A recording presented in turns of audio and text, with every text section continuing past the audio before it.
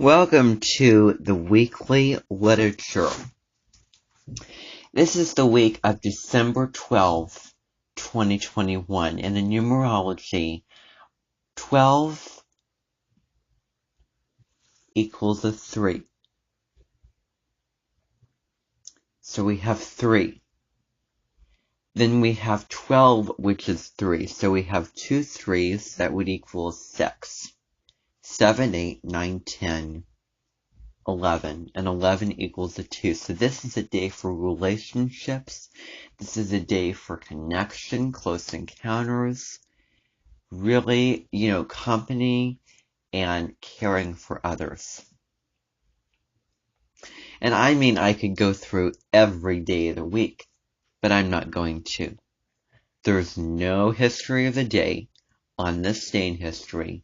There's no famous people because the form is just silly. And if the form is silly, it goes to the market in rotten shape, meaning it doesn't end up there at all. That's just my funny way of saying, if something does not make sense, if something's just so weird that it just does not make sense, don't do it. Unless you want to. Unless you want to and it doesn't feel like entirely going through the motions as uselessness. I mean, the form. Well, anyway, I can go on and explain about that. Albert Einstein said once that there were only 2 ways to live your life. One is as though nothing is a miracle. The other is as though everything is a miracle. You can be, just looking at the situation half empty or half full. Fixating on the negative things and not seeing the light and beauty, the abundance, the good, the blessings that you have. I mean, if you are a member of a family who is stranded out in the desert and needs water and is in a life-threatening situation, what do you have? Well, you're living, you're still alive, you have your family with you, and you can walk, you're in good condition to walk, and your feet touch the ground, the earth. Even though it's not filled with grasses and there's no water, then it's still the ground that you're touching. You're on the ground. So there are always positives in the most dark and negative situations. Those silver linings. On May 1981, late May 1981, a poem was published by David Mohan, and it's called Miracles. Pleasure and pain, euros are the Spanish way to make money. Euros really are the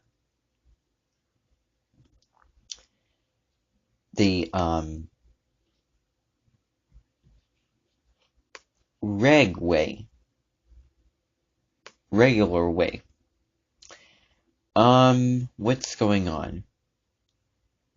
Okay. So, this poem goes on for a long time. And this is just out of the question. I mean, there's no point in, oh wait, there is, because I just said so, didn't I? Let me see here. This is a good little thing. Okay, so here we go. There's no point, but there is a point. This philosophical sort of conversation that we're having and that we've been having for the past how many ever days into the Sagittarius. Verse 1. You phoned from Minnesota when the others passed away. Murdered by a stranger in her bed, your father 2 days later. Found her body, and long distance, there was precious little I could say. I thought of how I sometimes watched my body from a ceiling as it slept, but knew that I'd return. I'd return to wake, stare at the room, I would shudder into view, and I would join myself again. Later with Steve, you came to visit, and after a picnic at Hanging Rock, a film both lovely and unbearable. When and where? Those dead bodies don't simply lie down in the dirt, but vanish and survive somehow. We heard you walking through the house near dawn, all night, not able to sleep. In Mexico next day we ate and we drank at a restaurant in a cave, touristas overlooking the border fence.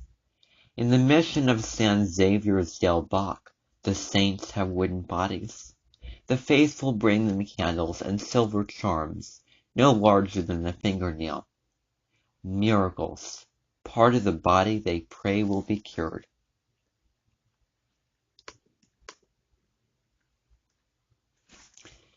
Hands and Egyptian eyes.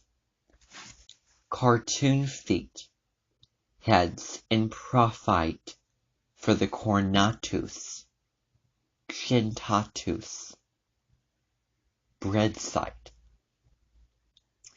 So they will wake again, leave their blue vaults of heaven, and come home.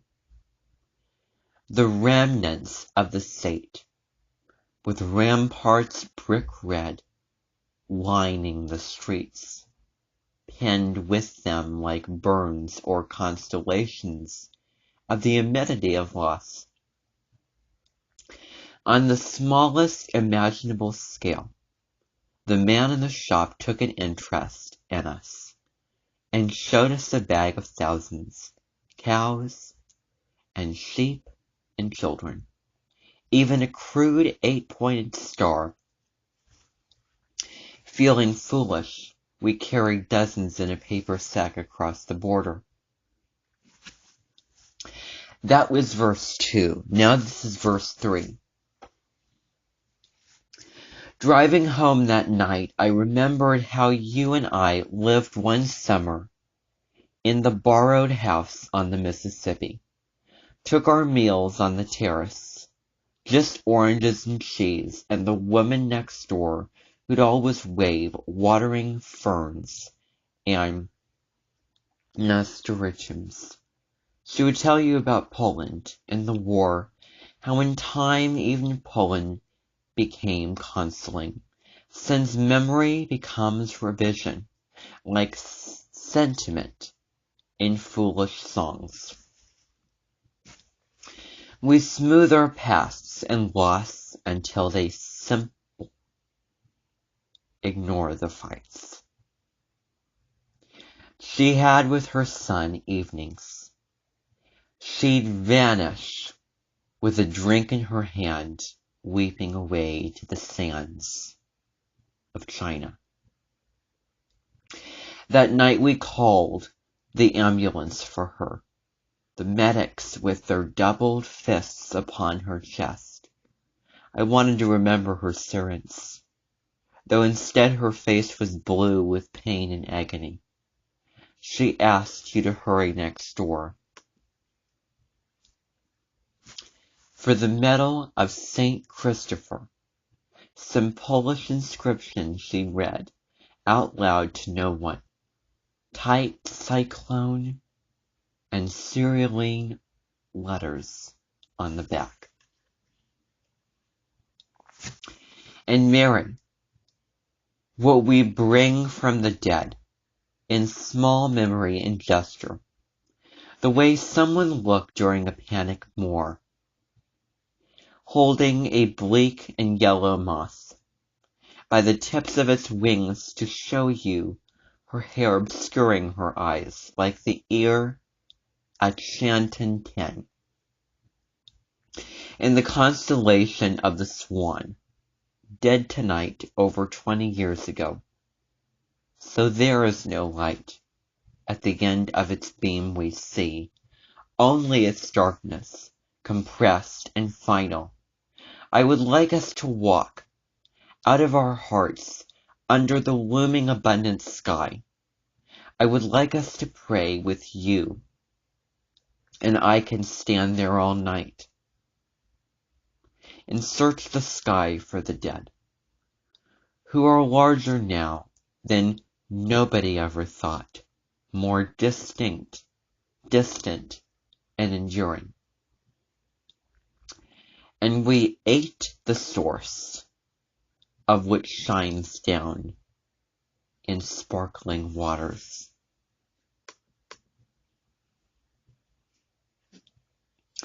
And that is Miracles. Now we're going to be moving on to Maine to the Rescue by Laura E. Richards. A story about Rocky, who is a crane that accidentally bumped into a sign and caused engines one by one to land up in a huge Kevin Dundon water pool. I'm just kidding. So, this story is shorter than others, by Laura E. Richards. These girls are all in quite different states, quote unquote, at Miss Wayland's school, spelled L-A-Y-L-A-N-D, and where I am right now, and the fact that that is spelled differently than, say, W-H-A-L-E-N, and it's a female teacher, and that's an automatic indicator that her first name is definitely not going to be Jeremy, is such a wonderful thing. Laura E. Richards had a particularly warm spot for Maine, who loved winter snowstorms the best, and was the heroine who saved the day in this quiet story. In a quaint village, or is it? The author raised her own family in Garden, Maine, so she knew a thing or two about blizzards. Oh dear. Oh dear. It's snowing. It's snowing.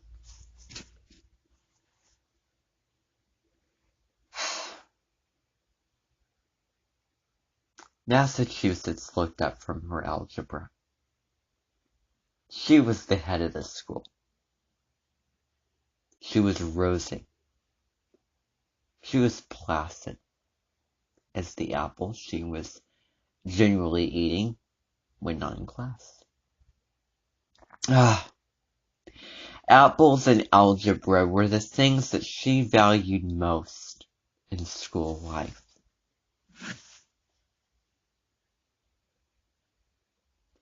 Whence come these varying cries, she said, taking her feet off the fender and trying to be interested.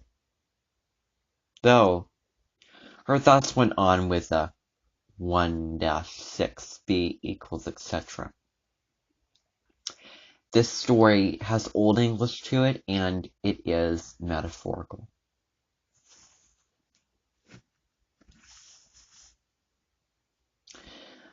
Oh, Virginia's grumbling because it's snowing, and Maine is feeling happy over it, that's all, said Rhode Island, the smallest girl in Miss Whalen's school. Poor Virginia! It is rather hard on you to have snow in March, when you have just got your box of spring clothes from home. It is atrocious, said Virginia, a tall, graceful, languishing girl. How could they send me to such a place, where it is winter all the spring? Why, at home the violets are at blossom, the trees are coming out, the birds singing, and at home, broke in Maine, who was a tall girl but lithe and breezy as a young willow, with flyaway hair and dancing brown eyes. At home all was winter, white, beautiful, glorious winter, with ice 2 or 3 feet thick on the rivers, and great fields and fields of snow, all sparkling in the sun. In the sky a vast sapphire overhead, without a speck. Oh, the glory of it, the splendor of it, and here it is neither fish, flesh, fowl, nor good red herring. A wretched, makeshift season, which they call winter because they don't know what else to call it. Now, I just want to take some time and analyze this a little bit. So, when she's saying these wonderful things about her home, is this truly how she feels? Or is this truly how she feels, but she is trying to kiss the way through the mouse? Meaning, that is she trying to not be acting like a victim? I think that that's real admirable. Come, come, said old New York, who was 17 years old and had her own ideas of dignity. Let us alone, you two outsiders. We are neither Eskimos nor Hindus, it is true, but the Empire State would not change climates with either of you. No, indeed, chimed in young New York, who always followed her leader in everything from opinions down to hair ribbons. No, indeed, repeated Virginia, in languid scorn, because you couldn't get anyone to change with you, my dear. Yun, yunny yun yun, and yunny yun yun. Young New York reddened. You're so disagreeable, Virginia, she said. I am sure I am glad I don't have to live with you all year round. Personal remarks, said Massachusetts, looked up calmly. 1 cent, young New York, for the missionary funds. Thank you. Let me give you each half of an apple, and you'll feel better. She solemnly divided a large red apple, and gave the halves to the 2 scowling girls, who took them, laughing in spite of themselves, going their separate ways. Why didn't you let them have it out, Massachusetts, said Maine, laughing. You never let anyone have a good row. Slang, said Massachusetts, looking up again. 1 cent for the missionary fund. You'll clothe the heather at this rate, Maine. That is the 4th cent today. Row isn't slang, protested Maine, feeling, however, for her pocketbook. Vulgar, colloquial, returned Massachusetts quietly. Perhaps you would go away now, Maine, or else be quiet. Have you learned? No, I haven't, said Maine. I will do it very soon, dear St. Apple. I must look at the snow a little bit more. Maine went dancing off to her room when she threw the window open, looking out with delight. The girl caught her in a double handful, tossing her about, laughing for pure pleasure. She leaned out to feel the beating of the flakes on her face.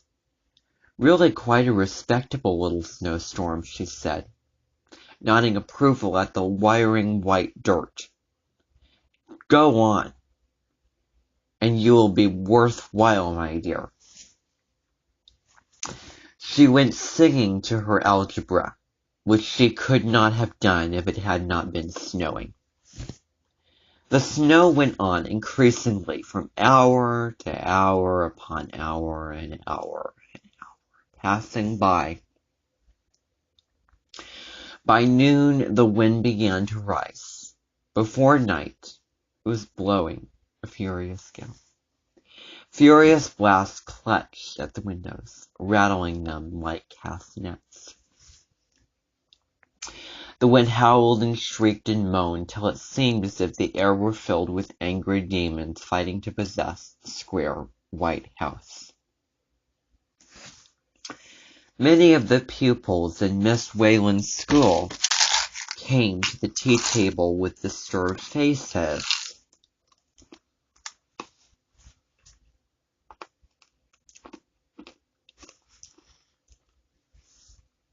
But Massachusetts was as calm as usual, and Maine was jubilant.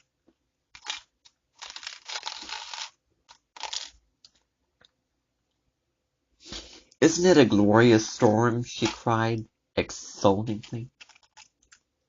"I didn't know there could be such a storm in this part of the country, Miss Maryland." "Will you give me some milk, please?" "There is no milk, my dear," said Miss Wayland. She looked rather troubled. "The milkman has not come, and probably will not come tonight. There has never been such a storm in my lifetime," she added. "Do you have such a storm at home, my dear?" "Oh, yes, indeed," Maine said cheerfully. "I don't know that we often have so much wind as this, but the snow is nothing out of the way. Why, on Palm Sunday last year, our milkman dug through a drift 20 feet deep to get at his cows. He was the only milkman who ventured out, and he took me and the minister's wife to church in his little red pung. We were the only women in church, I remember. Miss Betsy Follansby, who had not missed going to church in 15 years, started on foot.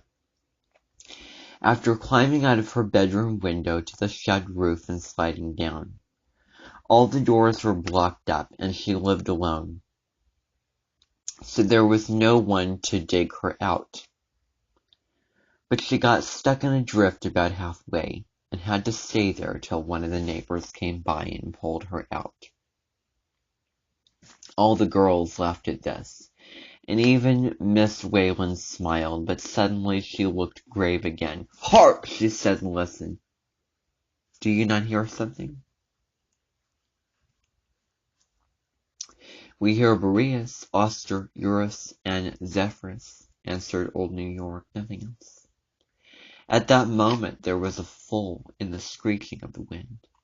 All listened intently, and a faint sound was heard from without, which was not that of the west. "A child," said Massachusetts, rising quickly. "It's a child's voice. I will go, Miss Maryland." "I cannot permit it, Alice," cried Miss Maryland, in great distress. "I cannot allow you to think of it. You are just recovering from a severe cold, and I am responsible for your parents. What shall I do? It certainly sounds like a child crying out of the pitiless storm. Of course it may be a cat-police storm." Maine had gone to the window at the first alarm, and now turned with shining eyes. "It is a child," she said quietly. "I have no cold, Miss Wayland. I am going, of course." Passing by Massachusetts, who had started out of her usual calm and stood in such perplexity, she whispered, "If it weren't freezing, I wouldn't cry. I shall be in time. Give a ball of stout twine." She disappeared. In 3 minutes she returned, dressed in her blanket coat, reaching her halfway below her knees, scarlet leggings, and gaily wrought moccasins, on her head a fur cap, with a band of sea otter fur projecting over her eyes. In her hand she held a pair of snowshoes. She had had no opportunity to wear her snow showing suit all winter, and she was quite delighted. "My child," said Miss Wayland faintly, "how can I let you go? My duty is to your parents." "Who are those strange things, and what use are you going to make of them?" By way of answer, Mame slipped her feet into her snowshoes, and with Massachusetts' aid quickly fastened the thongs. "The twine," she said. "Yes, that'll do. Plenty of it. Tie it to the door handle. Swear not. So. I'm all right, dear. Don't worry." Like a flash the girl was gone, out into her howling night. Miss Wayland wrung her hands and wept, and most of the girls wept with her. Virginia, who was curled up in a corner, really sick with fright, beckoned to Massachusetts. "Is there any chance of her coming back alive?" she asked in a whisper. "I wish I had made up with her, but we may all die in this awful storm." "Nonsense," said Massachusetts. "Try to have a little sense, Virginia. Maine is all right, and can take care of itself. And as for whimpering at the wind, when you have a good roof over your head, it is too absurd." For the first time since she came to school, Massachusetts forgot to study hour, as did everyone else, and in spite of her brave efforts at cheerful conversation, it was a sad and an anxious group that sat about the fire in the pleasant parlor. Mame went out quickly, and closed the door behind her, then stood still a moment, listening for her direction of the cry. She did not hear it at first, but presently it broke out, a pitiless little wail, sounding louder now in the open air. The girl bent her head to listen. Where was the child? The voice came from the right. Surely she would make her way down to the road, and then she could tell better. Grasping the ball of twine firmly, she stepped forward, planting the broad snowshoes lightly in the soft dry snow. As she turned the corner of the house, an icy blast caught her, as if with furious hands, shook her like a leaf, and flung her roughly against the wall. Her forehead struck the corner, and for a moment she was stunned, but the blood trickling down her face quickly brought her to herself. She set her teeth, folded her arms tightly, and stooping forward, measured her strength once more with that of the gale.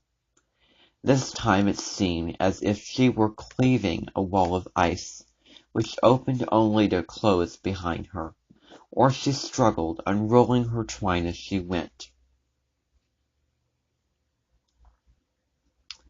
The child's cry sounded louder, and she took fresh heart.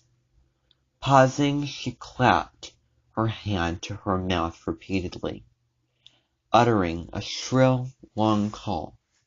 It was the Indian whoop, which her father had taught her in the woodland rambles at home. The childish wail stopped. She repeated the cry louder and longer, then shouted at the top of her lungs, "Hold on! Help is coming!" Again and again the wind buffeted her, and forced her backward a step or two, but she lowered her head and wrapped her arms more tightly about her body and plodded on. Again and again the wind buffeted her and forced her backward a step or two, but she lowered her head, wrapped her arms more tightly around her body, and plodded on. Once she fell, stumbling over a stump twice. She ran against a tree. For the white darkness was absolutely blinding, and she saw nothing, felt nothing, felt absolutely nothing, but snow, snow. At last her snowshoe struck something hard. She stretched out her hands with the stone wall, and now as she crept along beside it, the child's wail broke out again, close at hand. Mother, oh mother, mother! The girl's heart beat fast. Where are you? She cried. At the same moment she stumbled against something soft. A mound of snow, was it? No, for it moved. It moved and cried, and little hands clutched her dress. She saw nothing, but put her hands down and touched her little cold face. She dragged the child out of the snow, which had almost covered it, and set it on its feet. Who are you? She asked, putting her face down close. Well, by vigorous patting and rubbing, she tried to give it life to the benumbed, covering little figure, which staggered along helplessly, clutching with her half-frozen fingers. Benny Withers, sobbed the child. Mother sent for me for the clothes, but I can't get 'em. Benny Withers, cried May. Why, you live close by? Why didn't you go home, child? I can't, cried the boy. I can't see nothing. I tried to get to the school, and I tried to get home, and I can't get nowhere. Kept against this wall. Let me stay here now. I want to rest me a little. He would have sunk down again, but Maine caught him up in her strong young arms. Here, climb up on my back, Benny, she said cheerfully. Hold on tight round my neck, and you shall rest while I take you home. So, that's a brave boy. Oopsie now, there you are. Now put your head on my shoulder close, and hold on. Ah, how Maine blessed the heavy little brother at home, who would ride on his sister's back long after Mamma said he was too big. How she blessed the carryings up and down stairs, the horsey rides through the garden and down the lane, which had made her shoulders so strong. Benny Withers was 8 years old, but he was small and slender, and no heavier than 6 years old Philip. No need of telling the child to hold on. Once he was up out of the cruel snowbed, he clung desperately round the girl's neck and pressed her head close around the wooden stuff. Maine pulled her ball of twine from the pocket. Fortunately, it was a large one, and the twine, though strong, was fine, so that there seemed to be no end to it, and once more lowered her head. and set her teeth and moved forward, keeping close to the wall in the direction of Mrs. Wither's cottage.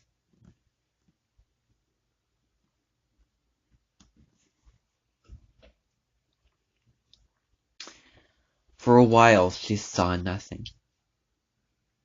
When she looked up under the fringe of otter fur, which, long and soft, kept the snow from blinding her. Nothing but the white, whirling drift, which beat with icy stinging blows in her face. But at last her eyes caught with a faint glimmer of light.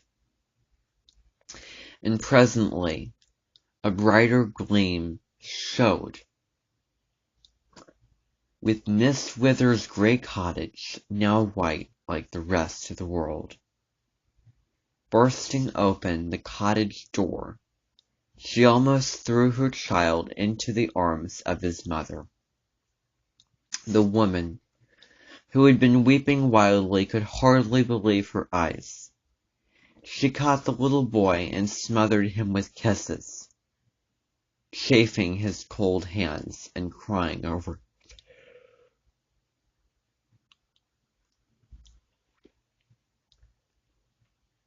"I didn't know," she said. "I didn't know till he was gone. I told him at noon he was to go, never thinking 'twould be like this. I was sure he was lost and dead, but I couldn't leave my sick baby. Bless you, whoever you are, man or woman, but stay and get warm and rest ye. You're never going out again in this awful storm." But Mayne was gone.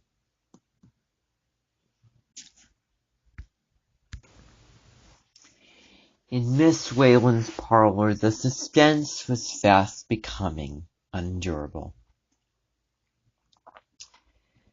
They had heard Mayne's Indian whoop, and some of them, Miss Wayland herself, among the number, thought it was a cry of distress. But Massachusetts rightly interpreted the call, and assured them that it was a call of encouragement to the bewildered child. Then came silence within the house, and a prolonged clamor, a sort of witches' chorus, with wailing and shrieking without. Once a heavy branch was torn from one of the great elms and came thundering down on the roof. This proved the finishing touch for poor Virginia. She went into violent hysterics and was carried off to bed by Miss Wayland in old New York. Massachusetts presently ventured to explore a little. She hastened through the hall to the front door, opened it a few inches, and put her hand on the twine which was fastened to the handle. What was her horror to find that it hung loose, swinging idly in the wind. Sick at heart, she shut the door, and pressing her hands over her eyes, tried to think. Mayne must be lost in the howling storm. She must find her, but where and how? Oh, if Miss Wayland had only let her go first. She was older. It would not have mattered so much. But now, quick! She must wrap herself warmly and slip out without anyone knowing. The girl was turning to fly upstairs when suddenly something fell heavily against the door outside. There was a fumbling for the handle. The next moment it flew open, and something white stumbled into the hall, shut the door, and heavily on the foot. "Personal rudeness," gasped Mayne, struggling for breath. "You shut the door in my face. 1 cent for the missionary fund." The great storm was over. The sun came up and looked down on a strange white world. No fences, no walls, only a smooth ridge where one of these had been. Trees, which one day before had been quite tall now, looked like dwarfs, spreading their broad arms not far from the snow carpet beneath them. Road there was none, all was smooth, save where some huge drift knotted its crest, like a billow curling for its downward rush. Maine, spite of her scarred face, which showed as many patches as that of a court lady in King George's times, was jubilant. Tired, not a bit of it. Little stiff, just enough to need limbering out, as they said at home. "There's no butter," she announced at breakfast. "There's no milk, no meat for dinner. Therefore, I go snowshoeing. Dear Miss Wayland, let me go. I have learned my algebra, and I shall be discovering unknown quantities at every step, which will be just as instructive." Miss Wayland could refuse nothing to the heroine of last night's adventure. Behold Maine, therefore triumphant, sailing forth, clad once more in her blanket suit, and dragging her sled behind her. There was no struggling now, no hand-to-hand wrestling with storm demons. The sun laughed from a sky as blue and deep as her own sky of Maine, and the girl laughed with him as she walked along, the powdery snow flying in a cloud from her snowshoes at every step. Such a sight had never been seen in Mentor village before. The people came running to their upper windows. The lower ones were for the most part buried in snow, and stared with all their eyes at the strange apparition. In the street, life was beginning to stir. People had found, somewhat to their own surprise, that they were alive and well after the blizzard, and knots of men were clustered here and there, discussing the storm, while some were already at work tunneling through the drifts. Mr. Perkins, the butcher, had just got his door open, and great was his amazement when Maine hailed him from the top of the great drift, and demanded a quarter of mutton with some soup meat. "Yes, miss," he stammered, open-mouthed with astonishment. I've got the meat, but it wasn't. My team isn't out this morning. I don't know about sending it." "I have a team here," said Maine, quietly, pulling her sled alongside. "Give me the mutton, Mr. Perkins. You may change it to Miss Wayland, please, and I will take it home." The butter man and the grocer was visited in the same way, and Maine, rather embarrassed by the concentrated observation of the whole village, turned to pull the laden sled back, when suddenly a window was thrown open, and a voice exclaimed, "Young woman, I will give you $10 for the use of the snowshoes for an hour." Maine looked up in amazement, and laughed merrily when she saw the well-known countenance of the village doctor. "What, you, my dear young lady," cried the young man. "This is Maine to the rescue. I might have known it was you, but I repeat my offer. Make it anything you please. Only let me have the snowshoes. I could not get a horse out, and have 2 patients dangerously ill." "What is your price for the magic shoes?" "My price, doctor?" repeated Maine. looking up with dancing eyes. My price is 1 cent for the missionary fund. The snowshoes are yours, and I will get home somehow with my sled and the mutton.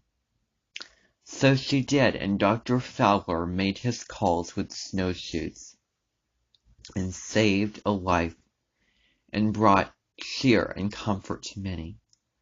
But it was $10 and not 1 cent, which he gave to the missionary fund. And that is the short story for this week. Thank you for tuning in. Gracias por sintonizarnos. Esta será otra semana emocionante por delante. O cuando ves esto porque estos videos son eternos. Disfruta de este corno en podcast y los demás también de la misma forma. Esta fue la historia corta más larga que he leído. Ahora, disfruta de esta melodía final.